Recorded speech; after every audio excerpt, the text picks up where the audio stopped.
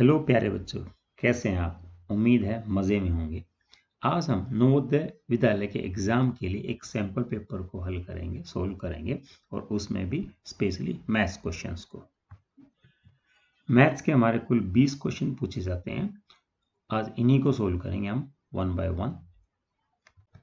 हमारा first question है, LCM of the two numbers is 840 and the HCF is 20. If one of these number is 120, what will be the other number? इसने बोला दो संख्याओं का लघुत्तम सामर्थ्य 840 तथा मध्यम सामर्थ्य 20 है। यदि इनमें से एक संख्या 120 है तो दूसरी संख्या क्या होगी। हमें दूसरी संख्या पता लगानी है। तो इसके लिए हमारे पास एक छोटा सा फॉर्मूला है कि product of LCM and HCF, LCM और HCF इन दोनों का गुणनफल प्रोडक्ट है ना, यहाँ पे लिख दें LCM इंटू HCF, दोनों का गुणनफल बराबर किसके, जो दो नंबर हैं उनके प्रोडक्ट के, product of the two numbers, product of two numbers.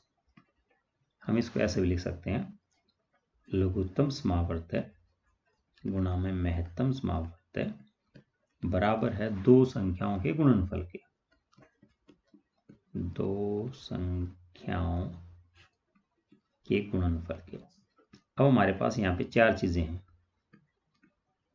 क्या क्या है वो चार चीजें, एक है लघुत्तम सामर्थ्य, एक महत्तम, यहाँ पे दो संख्या। तो इसने दो संख्या में से एक दे दी हमें 120, एक संख्या 120 है, दूसरी हमें निकालनी है, दूसरी का पता नहीं, तो दूसरी की जगह हम क्या लिख सकते हैं, चाहे तो x लिख सकते हैं। चलिए, लघुत्तम सामर्थ्य कितना दे रखा है इसने हमें, 840 दे रखा है, तो यहाँ पे लिख दिया मैंने 840। महत्तम सामर्थ्य कितना है HCF 20, तो यहाँ पे 20 लिख दिया। दो संख्या में से एक है 120, तो यहाँ पे लिख दिया मैंने 120। एक संख्या में पता ही नहीं, जो चीजें हमें नहीं पता होती उसके लिए कुछ समय के लिए हम क्या मान लेंगे, उसको x मान लेते हैं। तो जो दूसरी संख्या उसको मैंने मान लिया x। अब हमारा काम है दूसरी संख्या मतलब x को निकालना। हमें इस x की वैल्यू निकालनी है। करेंगे क्या, इस x के अलावा जो भी चीजें हैं उसको उस तरफ लेके जाएंगे। यहाँ पे जब ये दूसरी तरफ आएगा 120 120, तो नीचे आके डिवाइड हो जाएगा। इसको डिवाइड कर देते हैं, ये हो जाएगा हमारा 840 गुणा 20 भाग में ये 120 है, ये नीचे आ जाएगा यहाँ पे, तो ये रह जाएगा x। यहाँ पे हमने 0 से 0 कैंसिल कर दी। अब इस 2 से 2 6 जा 2 6 12। अब हमारे पास क्या बचा है, यहाँ पे इस x को मैं ऐसे लिख दूँ, ये x, और यहाँ पे बच गया आपके पास 840/6 है ना, बाकी चीज़ तो कैंसिल होगी। अब इस 6 से भाग कर देते हैं, आप सीधा सीधा भी कर सकते हैं, टेबल भी है। 6 एकम 6 है ना, यहाँ पे बचेगा 2 4 2 4 24 है ना, 6 चौक 24 और 1 0, ये आएगा हमारा 140 है ना। तो जो x है, जो x क्या था हमारा दूसरी संख्या, x का मान आ गया, मतलब दूसरी संख्या आ गई हमारी 140, और यही हमारा आंसर है। अगला क्वेश्चन है हमारा, सिंप्लीफाई करो, इनको हल सरल कीजिए या हल कीजिए, कुछ भी बोल रहे हैं। अब इसमें ये जो नंबर्स हैं हमारे, कितने 4 नंबर्स हैं, तो इनको ऐड करना है सिंपली। तो इसमें ऐड करते वक्त यहाँ पे हमारे पास डेसिमल्स हैं, बस हमें इस बात का ध्यान रखना है कि जो डेसिमल्स हैं उनको ठीक से लिखें, डेसिमल के नीचे डेसिमल लिखेंगे हम। तो हम फर्स्ट नंबर लिख लेते हैं 6.029, यहाँ पे डेसिमल लगा दिया हमने ना, दशमलव। अगला हमारा 60.29, तो 60 को यहाँ पे लिख देंगे 0.29, जहाँ पे कुछ भी नहीं वहाँ पे 0 लगा दीजिए आप। अब थर्ड नंबर की बात है, यह 602, तो ये जाएगा हमारा 602.97, फिर एक डेसिमल 0 लगा देंगे। फिर लास्ट हमारा 6029, 6029, लास्ट में डेसिमल, यहाँ पे कुछ भी नहीं है तो 0 लगा देंगे। इनको सिंपली ऐड कर देंगे, सबको जोड़ देंगे, ये हो जाएगा 9, ये हो जाएगा 11, 11 और 7 18, यहाँ पे हो जाएगा हमारा 2 और 9 11 और एक हासिल का 12, हासिल लगेगा 1 1 6 7 7 और 2 9 9 और 9 18, फिर एक हासिल लगेगा 6 और 2 8 और एक हासिल का 9, और ये हो गया 6 और ये 6, हासिल हटा देता हूँ मैं। तो ये नंबर देखिए क्या बन गया हमारा 6698, 6698 है ये। और भाई 0.289, 0.289, तो इनमें मैच करें 6698.289, तो हमारा जो सी है वो वही आंसर है। अगला क्वेश्चन है, इसे हल कीजिए। कुछ क्वेश्चन ऐसे होते हैं जिनको हम सिर्फ देख के ही हल कर सकते हैं, हमें जरूरत नहीं कि उसको हम पूरा कैलकुलेशन करें। जैसे ये दे दिया, इसको मैं एक बार लिख देता हूँ। इसने बोल दिया हमें 0.99 गुणा में 3.339। यहाँ पे ये नंबर देखिए आप, ये 0.99 ये तो 1 से भी कम है। ये वाला नंबर कितना है? लेस देन 1, 1 से भी कम है ना, 0.99। तो सपोज करो मैं थोड़ी देर के लिए यहाँ पे 1 लिख दूं। ये कितना? 3.3, तो ये तो 3 से थोड़ा सा ज्यादा है ना। तो 3.339 को मल्टीप्लाई करेंगे तो इतना ही तो आएगा लगभग, है ना। तो हमारे आंसर देखें, ये तो कितना है? 330, 330, ये 33 है, 33 है, ये भी 33 है, तो इतना बड़ा तो होगा नहीं। तो इसलिए हमारा आंसर क्या होगा? इसमें बी आंसर हो जाएगा। क्योंकि जो इनको हम अगर मल्टीप्लाई करेंगे तो कितना मिलेगा? इतना ही तो मिलेगा। इतने बड़े नंबर्स तो हों, इसके बिल्कुल ज्यादा डिफरेंस है ना। ये एक है 0.99, लेस देन 1, 1 के आसपास है। तो 1 के आसपास मैंने वैसे ही करके देखा तो लगभग 3 के आसपास ही आएगा आंसर। ना तो इतना हो सकता 30, इतना हो सकता, इनमें से तो नहीं हो सकता, ए सी डी में से। तो आप डायरेक्ट भी लिख सकते हैं इस क्वेश्चन को, और चाहें तो सीधी कैलकुलेशन कर लेंगे हम इसमें, चाहें तो हम सीधी कैलकुलेशन कर लें, बस उसमें थोड़ा सा टाइम ज़्यादा लग जाएगा। सीधी कैलकुलेशन भी कर सकते हैं आप। 3.339 मल्टीप्लाई करते हैं किससे? 0.99 से।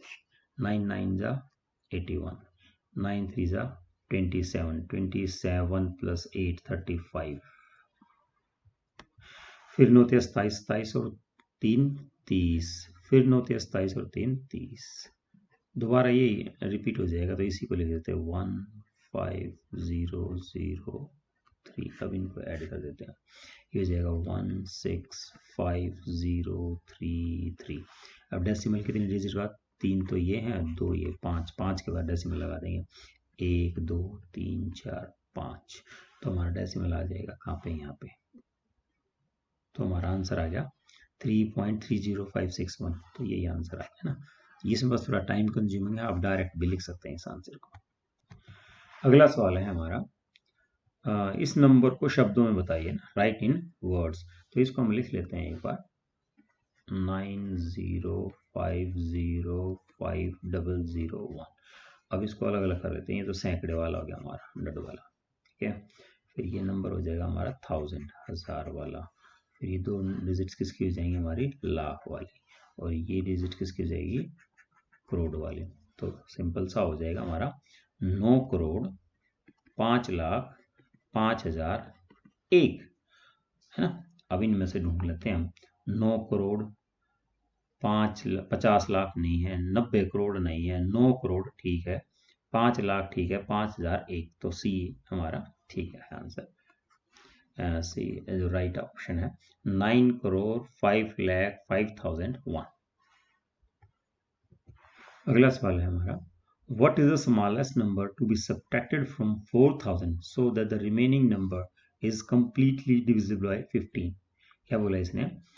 4000 में से एक छोटी से छोटी संख्या क्या घटाई जाए कि शेष बची संख्या 15 से पूर्णतः विभक्त हो जाए। तो इसमें हम छोटा सा काम करेंगे, जो ये 4000 है हमारा, जो 4000 है, इस 4000 को भाग कर देंगे 15 से, और जो भाग करने के बाद जो हमारा रिमाइंडर बचेगा वही हमारी सबसे छोटी संख्या कर देते हैं। 15 की जो टेबल या पाड़ा हमारे पास है, 15 दूनी 30, यहाँ पे बचेगा 0, 1 ऊपर से उतार लेंगे 0, तो 15 छिक्का 90, फिर 0 1, फिर एक 0 उतार लिए, 15 छिक्का 90, तो हमारे पास बचेगा 10। तो जो रिमाइंडर है हमारा, जो शेष है वो है 10। तो इसने बोला भैया क्या घटाएं? अगर हम इसमें से 10 कम कर देंगे, ये वाला जो 10 है ये कम हो जाए, तो कंप्लीट यहाँ पे कितना आता? शेष 0 आता, रिमाइंडर बचता ही नहीं। तो उसने बोला भाई क्या घटाएं, है ना। यहाँ पे 2 क्वेश्चन हो सकते हैं, एक तो भाई क्या नंबर है 4000 से छोटा जो पूरा डिवाइड हो जाएगा, तो इसमें से 10 घटा देंगे, है ना। लेकिन इसने बोला क्या घटाया जाए ना, तो हमारा ऑप्शन हो जाएगा 10। जो आंसर है हमारा बी आंसर है।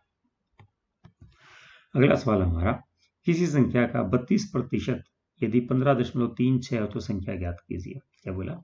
If 32% of a number is 15.36 then the find the number. तो सबसे पहले तो प्रतिशत की बात करें, किसी का 32%, तो प्रतिशत कैसे निकालते हैं? किसी का भी, जैसे कोई बोल दो भाई हमारे पास 50 है, 50 का 10% निकालो, तो 50 का 10% मतलब 10/100। कोई बोलता है 90 का 80% निकालो, तो 90 का 80%, ऐसे भी लिख सकते हैं, और हम इसको भी ऐसे भी लिख देंगे, है ना। कोई बोलता हमें 500 का 20%, तो क्या करेंगे, 500 का 20% है, या तो ऐसे परसेंट लिख दें या फिर क्या कर देंगे 20/100। तो ये तो बात हुई प्रतिशत की। अब इस क्वेश्चन को सोल्व करते हैं। इसने बोला 32% ऑफ ए नंबर, तो वो नंबर तो हमें पता ही नहीं, ये नंबर है, इसका 32% निकालेंगे, 32% है ना, ऐसे निकल गया। कितना दे रखा है 15.3। कोई एक नंबर है हमारे पास, उस नंबर का 32% है 15.36, तो हमें वो नंबर तो पता ही नहीं। जब कोई नंबर नहीं पता होता तो हम उसको थोड़ी देर के लिए क्या मान लेते हैं, एक्स मान लेंगे, एक्स की वैल्यू निकालनी है हमें। तो इसने बोला भैया ये एक नंबर है एक्स, इसका 32% 15.36, तो एक्स की वैल्यू बताइए। तो हम करेंगे क्या, एक्स को यहीं पे छोड़ेंगे, बाकी चीजें उधर लेके जाएंगे। अब करेंगे क्या, ये 100 ऊपर जाके मल्टीप्लाई हो जाएगा, 32 नीचे आके डिवाइड हो जाएगा। तो यहाँ पे हमने एक्स को छोड़ दिया, अब ये हो जाएगा 15.36 इंटू 100 डिवाइड बाय 32। अब ये जो 2 जीरो हैं ये हेल्प करेंगे किसमें, डेसिमल को इस तरफ से यहाँ पे लेके आने में, ये दोनों जीरो। तो इसको मैं क्या लिख दूँ अब यहाँ पे अगले में, ये हो जाएगा 36, है ना, 1536 भाग में 32। अब इसको सीधा सीधा भाग कर देते हैं हम, ये हो जाएगा 4 से भाग कर दें, 4 से, 4 8 32, है ना। ये हो जाएगा 4 तिया 12, 3 बचेंगे, 4 8 32, 1 बचेगा, 4 चौक 16। तो ये आ गया हमारा 384 भाग में 8, है ना। हम चाहें तो इसको 8 से सीधा भाग कर दें, 8 चौक 32, यहाँ बचेगा 6 4 64, 8 8 64। तो जो x है हमारा वो है 48 48। कि भैया वो संख्या 48 है, एक तरह से ये बोला है इसने कि 48 का 32%, 48 का 32% कितना होता है 15.36। तो हमारा जो आंसर है वो हो जाएगा 48, सी आंसर। अगला क्वेश्चन है हमारा, साधारण ब्याज से कोई राशि 8 माह में 4% वार्षिक दर से 7,392 रुपए हो जाती है, निम्न में से वह राशि कौन सी है?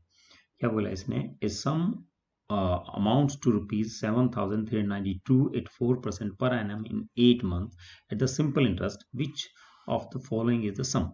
इसने हमें क्या बता दिया, इसने बोला भैया अमाउंट ये है 7,392 और प्रिंसिपल हमसे पूछ लिया। इसने क्या बोला, होता क्या है, एक होता है प्रिंसिपल, एक होता है इंटरेस्ट। मैं लिख दूं पूरा पूरा, प्रिंसिपल प्लस इंटरेस्ट, इसको बोलते हैं अमाउंट, है ना। इसको किस तरह लिख दें हम, एक होता है मूलधन और जमा में ब्याज, दोनों को मिला देंगे तो क्या हो जाएगी हमारा, ये हो जाता है साधारण ब्याज की कुल राशि, या बोलते हैं हम इसको मिश्रधन, मिश्रधन। तो इसने यहाँ पे हमें प्रिंसिपल तो बताया नहीं, इसने बोला भाई प्रिंसिपल हमें पता नहीं, वही तो निकालना है।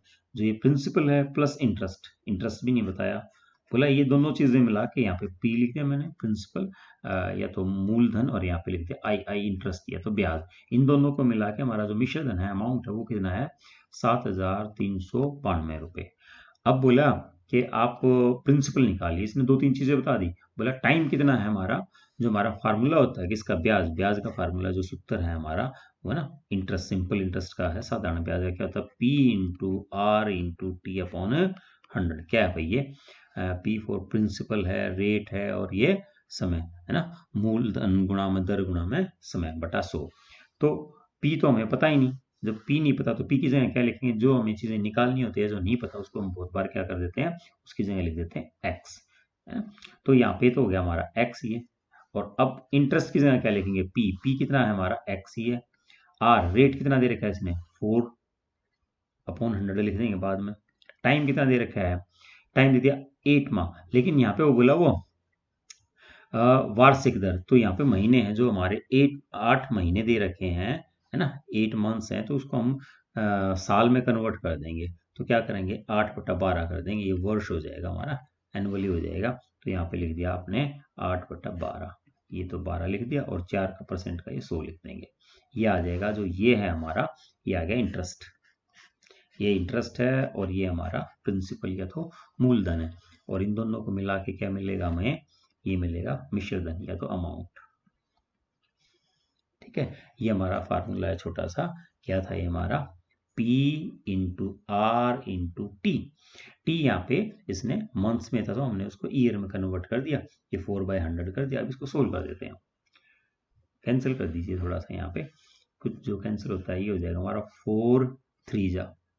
ठीक है, इसको अब मैं लिख दूँ यहाँ पे x प्लस ऊपर हो जाएगा हमारा 8x, नीचे हो जाएगा ये 100 इंटू 3 300, और यहाँ हो जाएगा 7392। अब क्या करेंगे, इन दोनों का एलसीएम ले लेते हैं। यहाँ पे एलसीएम आ जाएगा हमारा 300 और ये ऊपर जाके मल्टीप्लाई हो जाएगा, ये दोनों मल्टीप्लाई हो जाएंगे। एलसीएम आपको आता ही है, ये हो जाएगा हमारा 300x plus 8x is equal to 7392। अब इसको और सोल्व कर देते हैं हम, इन दोनों को ऊपर वालों को ऐड कर देंगे, ये हो जाएगा 308 है ना। 308x divide by 300 is equal to 7392। अब क्या करेंगे, हमारा काम है x की वैल्यू निकालना, x हमारा यहाँ पे प्रिंसिपल है, इसकी वैल्यू निकाल दें x की। क्या करेंगे भाई, x को यहाँ छोड़ देंगे, बाकी चीजें उधर लेते हैं, यहाँ कर दूँ इसको सोल्व में। ये क्या हो जाएगा हमारा, ये हो जाएगा 7392 इंटू 300 डिवाइड बाय 308 308।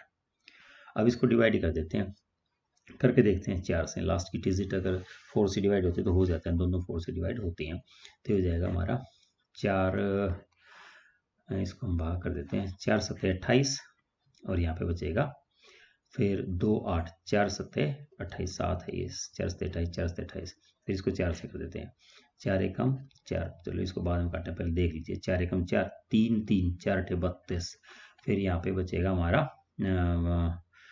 1 9 4 चौक 16, फिर यहाँ पे कितने बच गए 6 3 और 2 4 8 32, ये आ गया हमारा।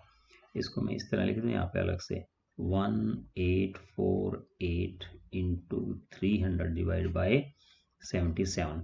हम चाहे तो इसको अलग से डिवाइड भी कर सकते हैं, आप भाग कर लें, जो प्रॉपर तरीका है हमारा भाग करने का, इस तरीके से भी कर सकते हैं, ये डायरेक्ट कर लें, मर्जी हम आपकी। तो अब इसको फिर कैंसिल करते हैं, अब ये शायद 11 से हो जाए, अरे 11 7 जा या 11 77, फिर करेंगे 11 एकम 11, यहाँ पे बचेंगे हमारे कितने 7 4 11 6 66 और 11 8 88।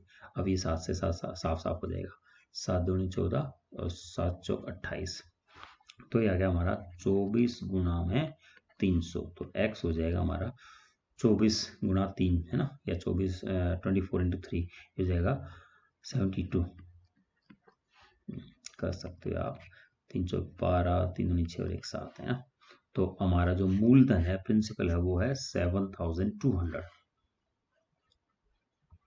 इसने बोला था कि किस राशि पे 8 महीने के लिए 4% रेट पे इतना रुपए हो जाएंगे, ये अमाउंट हो जाएगा, तो वो है अमाउंट 7200, हमारा आंसर है 7200। अगला क्वेश्चन है हमारा, a room is 20 metre long and 12 metre wide, its floor is to be covered with 2 into 2 meter tiles. If the cost of one tile is ₹200, how many rupees of the tile will be used on the floor? इसने क्या बोला, एक कमरा 20 metre लंबा 12 metre चौड़ा है, इसके फर्श पर 2 गुणा 2 मीटर की टाइल है, 2 गुणा मतलब लंबाई भी 2 चौड़ाई भी 2, वर्गाकार टाइल है 2 मीटर की। यदि एक टाइल का मूल्य 200 रुपए है तो फर्श पर कितनी टाइल लगेंगी, सॉरी कितने रुपए की टाइल लगेंगी। तो इसमें करेंगे क्या, हम मान लेते हैं ये हमारा फर्श है, एक बड़ा सा आयताकार है, रेक्टेंगुलर फर्श है, क्योंकि इसने क्या बोला, ये 20 मीटर तो लंबा है और 12 मीटर चौड़ा है, और इस फर्श पे हमारी टाइल लगेंगी छोटी छोटी 2-2 मीटर की टाइल लगेंगी, 2 मीटर 2 बाय 2, यहाँ भी 2 मीटर और ये भी 2 मीटर। तो जो ये फर्श है, इस फर्श को पूरे फर्श को कवर करने में कितनी टाइल लगेंगी, पहले तो ये निकालना पड़ेगा भाई, टाइल कितनी जरूरत है टाइलों की, उसके बाद हम ये निकालेंगे कि टाइल कितने रुपए की आएगी। एक टाइल उसने बोला 200 रुपए की आती है, तो पहले ये पता लगाएं कितनी टाइल लगेंगी। तो जब हमें इस तरह क्वेश्चन करना होता है, एक काम करते हैं, यहाँ पे हम टाइल लगाएंगे, ये छोटी छोटी टाइल कहाँ लगाएंगे, इस एरिया में लगाएंगे। तो इस एरिया को, इस क्षेत्रफल को इसके क्षेत्रफल से भाग कर देंगे। मतलब कि बड़ी चीज के क्षेत्रफल को छोटी चीज के क्षेत्रफल से जब भाग करेंगे तो हमें पता लग जाएगा ये टाइल कितनी लगेंगी। ये हमारी टाइल है छोटी सी। इस टाइल के एरिया से जहां पे टाइल लगानी है उस एरिया को डिवाइड करेंगे तो हमें ये पता लग जाएगा भैया ऐसी ऐसी कितनी टाइल्स की जरूरत है। तो यहाँ पे मैं लिख दूं टाइल्स का संख्या या नंबर ऑफ टाइल्स रिक्वायर्ड है ना, कितनी टाइल्स की जरूरत है, नंबर ऑफ टाइल्स रिक्वायर्ड, कितनी टाइल्स की जरूरत है। तो ऊपर तो क्या लिखेंगे हम, इसने बोला कि एरिया ऑफ रूम, ये रूम है हमारा, तो यहाँ पे लिख दूं मैं एरिया ऑफ रूम। और नीचे क्या लिखूंगा, एक टाइल का area, area of one tile, area of one tile, सिर्फ एक टाइल का क्षेत्रफल। ऊपर लिख दिया हमने कमरे का क्षेत्रफल, नीचे लिख दिया टाइल का क्षेत्रफल। यह आ जाएगा हमारा नंबर ऑफ टाइल्स, कुल टाइलों की संख्या। तो एरिया क्या हो जाएगा, लंबाई गुणा चौड़ाई। ये आयत है, ये जो है हमारा जो रूम है वो आयताकार है, तो इसके एरिया क्षेत्रफल हो जाएगा लंबाई गुणा चौड़ाई। तो लंबाई है इसकी 20 मीटर, चौड़ाई है इसकी 12 मीटर। और टाइल का एरिया क्या हो जाएगा, ये वर्गाकार है तो इसका एरिया हो जाएगा लंबाई गुणा चौड़ाई, मतलब लेंथ इंटू ब्रेड्थ। तो ये हो जाएगा वर्गाकार, साइड इंटू साइड ही बोल दें। तो इसको हम सोल्व कर दें आप, ये हो जाएगा 2 6 12, यहाँ पे 2 जाएगा फिर 10, तो ये हो गया 60। तो हमें 60 टाइल्स की जरूरत है। तो हमें टाइल्स का नंबर तो पता लग गया भाई 60 टाइल।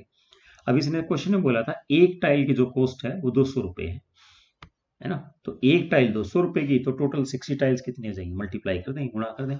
तो यहाँ पे लिखें 60 टाइल, कॉस्ट ऑफ 60 टाइल या 60 टाइल का मूल्य, 60 टाइल्स का मूल्य कितने की आएंगे भाई, एक टाइल कितने की है 200 रुपये की है, 60 कितने की हो जाएंगी, गुणा कर देंगे, 6 दूनी 12 और पीछे 3 जीरो लगा दी, कितने रुपए की हो जाएंगी, 12,000 रुपये की हो जाएंगी।